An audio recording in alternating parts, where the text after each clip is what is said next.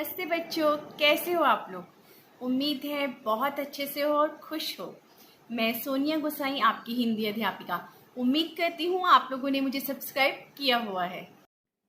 तो आइए बच्चों, आज हम करेंगे व्याकरण का पाठ 16, वर्तनी एवं वाक्य अशुद्धि शोधन। जैसे कि आप जानते हैं बेटा कि बोलने और लिखने में कई बार हम लापरवाही बरतते हैं, जिसके कारण लिखने में बहुत सी अशुद्धियां या त्रुटियां हो जाती हैं। आप भी जानते हैं कि हमारे देश में अलग अलग राज्यों के लोग रहते हैं और जब वो हिंदी भाषा बोलते हैं तो उनके उच्चारण भी अलग अलग होते हैं, जिसके कारण बोलने और लिखने में अशुद्धियां हो जाती हैं। आपने देखा होगा ना बेटा, कई बार आपकी कक्षा में भी अलग अलग जो बच्चे होते हैं अलग अलग क्षेत्र के राज्यों के, तो उनके बोलने का तरीका जो होता है सबका अलग अलग होता है। इतना ही नहीं, व्याकरण एवं भाषा की जानकारी का अभाव भी अशुद्धियों के लिए उत्तरदायी होता है। यानी कि अगर हमें व्याकरण की पूरी जानकारी नहीं है, हमें भाषा की जानकारी नहीं है, तो हम गलत बोलते हैं। अन्य क्षेत्रीय भाषाओं के प्रभाव के कारण में हिंदी भाषा में कई प्रकार की अशुद्धियां हो जाती हैं। ठीक है ना बेटा। तो आइए बच्चों, अब हम यहाँ पर वर्तनी संबंधी अशुद्धियों के बारे में जानेंगे कि हमारी जो वर्तनी की अशुद्धियां हैं वो किन किन कारणों से होती हैं। उच्चारण ठीक ना होने पर, ज्ञान के अभाव में, क्षेत्रीय प्रभाव के कारण और लापरवाही के कारण अशुद्धियां हो जाती हैं। तो यहाँ पे बेटा कुछ उदाहरण देखते हैं हम, जो ज्यादातर बच्चे लिखने में बोलने में गलती कर देते हैं। परीक्षा, उज्ज्वल, क्षमा, अध्ययन। यहाँ पर बेटा आप शुद्ध और अशुद्ध में अंतर देख के अच्छे से याद कर लीजिएगा इन शब्दों को। ठीक है ना। आइए अब हम कुछ वाक्य संबंधी अशुद्धियों के बारे में जानेंगे बेटा। किस प्रकार की वाक्य में अशुद्धियां हम लोग करते हैं। ज्यादातर देखो, पदक्रम संबंधी अशुद्धियां होती हैं, लिंग संबंधी अशुद्धियां होती हैं, वचन संबंधी अशुद्धियां होती हैं, सर्वनाम संबंधी होती हैं और फिर कारक संबंधी अशुद्धियां भी होती हैं। इसके उदाहरण देखते हैं बेटा। सबसे पहला है, नाम है मेरा सोनिया, तो ये अशुद्ध है ना। लेकिन ये कौन सी अशुद्धि है? पदक्रम संबंधी अशुद्धि। और इसका सही रूप क्या है? मेरा नाम सोनिया है। ठीक है। दूसरा है इसमें, गाय दूध देता है, यह शुद्ध है और इसका सही रूप क्या होता है? गाय दूध देती है। इसमें शुद्धि कौन सी है? लिंग संबंधी अशुद्धि है बेटा। अब जैसे वचन संबंधी अशुद्धि का उदाहरण हम देखते हैं। आकाश में तारा चमक रहा है, लेकिन इसका शुद्ध वाक्य क्या बनेगा? आकाश में तारे चमक रहे हैं। उसके बाद है सर्वनाम संबंधी अशुद्धि। देखिए, मेरे को किसी ने नहीं बताया, लेकिन इसका शुद्ध रूप क्या होना चाहिए? मुझे किसी ने नहीं बताया। और अगला है कारक संबंधी अशुद्धि। इसके उदाहरण में आप देखिए, सड़क में मत खेलो, लेकिन इसका सही होना चाहिए रूप, सड़क पर मत खेलो।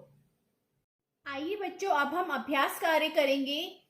सबसे पहले यहाँ पे लिखा हुआ है प्रश्न में, निम्नलिखित वाक्यों को शुद्ध करके लिखिए। यानी यहाँ जो वाक्य लिखे गए हैं वो अशुद्ध हैं, आपको उन्हें शुद्ध करके दोबारा से लिखना है बेटा।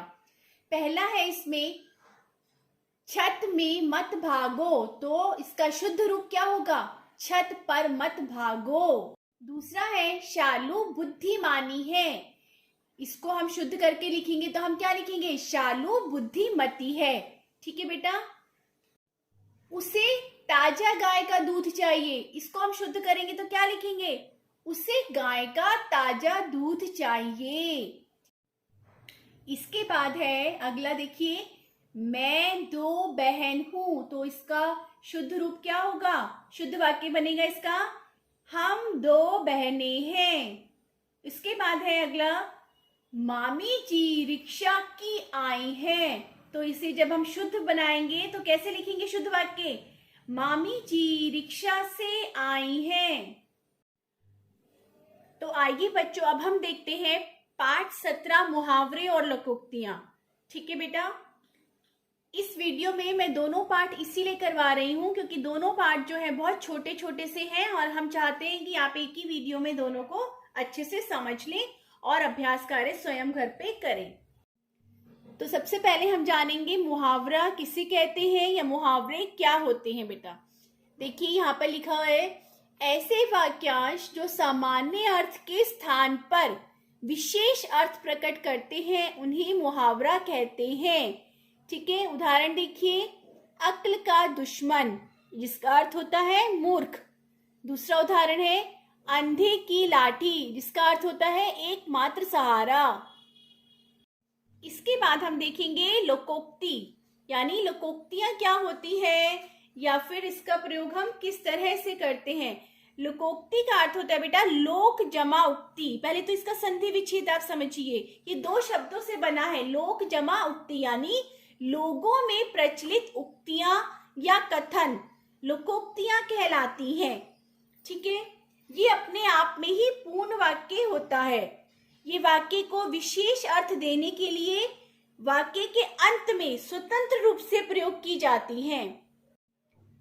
उदाहरण देखते हैं बेटा, इसमें लिखा है एक पंथ दो काज, इसका अर्थ होता है एक समय में दो काम। दूसरा उदाहरण है खोदा पहाड़ निकली चूहिया, जिसका अर्थ होता है प्रयास अधिक और सफलता कम। लोकोक्तियों के आपने कई और भी उदाहरण सुने होंगे बेटा। हम कहते हैं ना कई बार ऊंची दुकान फीका पकवान, यानी कि बाहरी दिखावा इसका अर्थ होता है ना। और अगर हम इस वाक्य में प्रयोग करेंगे तो हम कैसे बोलते हैं, उस दुकान की बड़ी तारीफ सुनी थी, खरीदने गए तो कोई भी अच्छी चीज नहीं मिली, सच ही कहा गया है, ऊंची दुकान फीका पकवान। ठीक है, तो बेटा इस वीडियो में हमने पाठ 16 वर्तनी एवं वाक्य शुद्धि शोधन किया है, जिसका अभ्यास कार्य आप अपनी पुस्तक में करेंगे। और पाठ 17 मुहावरे और लोकोक्तियां मैंने आपको समझा दी हैं। इसमें मुहावरे जो आपको अपने याद करने हैं पाठ्यक्रम में वो 1 से 15 है, और जो लोकोक्तियां हैं वो आपकी 1 से 10 तक है बेटा। ध्यान रखिएगा, मुहावरे 1 से 15 याद करने हैं आपको और लोकोक्तियां 1 से 10। ठीक है बेटा, और ये पाठ हमारे दोनों यहीं पर समाप्त होते हैं। इससे संबंधित आपको कोई दिक्कत परेशानी होगी तो आप मुझसे वेबएक्स क्लास में पूछ सकते हैं या कमेंट बॉक्स में भी पूछ सकते हैं।